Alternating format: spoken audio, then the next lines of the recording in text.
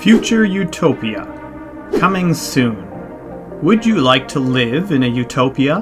One free from crime, poverty, and the drudgery of physical labor, where food and clothing are produced in an eco-friendly manner and robotic servants meet your every need.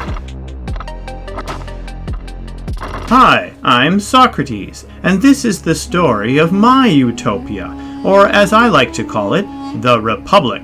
So, what makes a perfect city? Justice. Let's start there. Hold on, Socrates. Justice is nothing but the advantage of the stronger. The just man always comes out at a disadvantage in his relation with the unjust. Imagine for a second that you had the ring of Gigi's, which grants you total invisibility. Nobody knows you have it. You are totally free to use it any way you want, without fear of social or legal judgment. Wouldn't you use it to satisfy your every desire, gain power, crush your enemies? Why be just? There is no benefit for me. Let's put that thought on the back shelf for a second, Thrasymachus, and continue with our thought experiment. The second thing a perfect city needs is necessities. Everyone needs food, shelter, and clothing. But how do we get these things? After all, one man cannot practice many arts with success.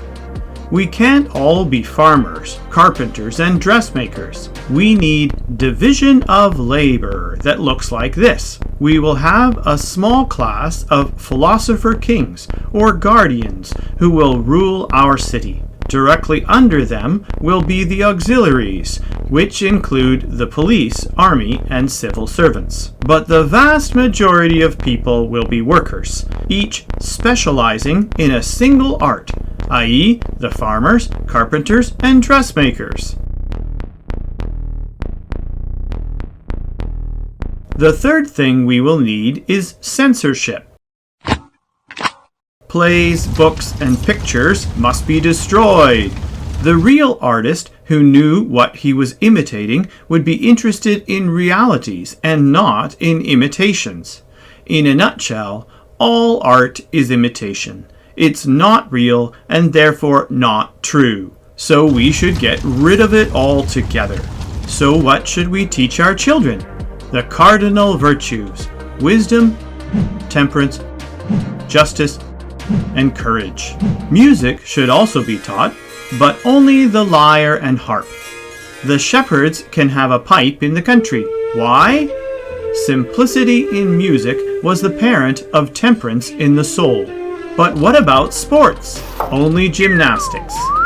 Simplicity in gymnastics leads to health in the body, but no medicine. I do not want to lengthen out good-for-nothing lives, or to have weak fathers begetting weaker sons. If a man is not able to live in the ordinary way, we have no business to cure him, for such a cure would have been no use either to himself or to the state. But there is one myth we must teach our children, and that is the royal lie. Their country being their mother and also their nurse, they are bound to advise for her good and to defend her against attacks, and her citizens they are to regard as children of the earth and their own brothers. What about women? If women are expected to do the same work as men, we must teach them the same things. So what is the purpose of education? Imagine that we are men doomed to live our entire lives chained in a cave, where all we know of reality is a shadow play on the cave wall. It is the purpose of education to lead men out of the cave of their own preconceptions, to behold the true reality of the universe that lies behind the mask of our five senses.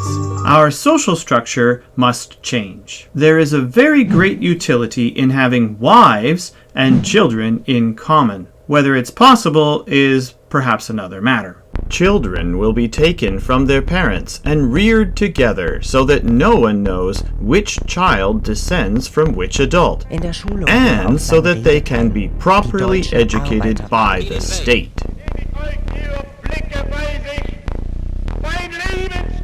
The sixth thing is government. There are 5 regimes of government, and they progress naturally from one to the next: aristocracy, timocracy, oligarchy, democracy, and tyranny. Because this process is inevitable, we will purposely divide our society into guardians, auxiliaries, and workers from the get-go.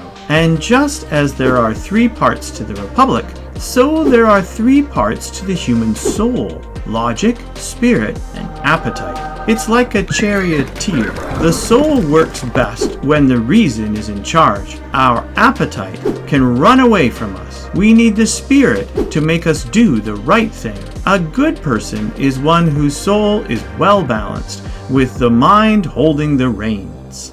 Justice is the perfect balance of all parts of a society, and more importantly, all parts of your soul. If your soul is unbalanced, you are like a state thrown into anarchy.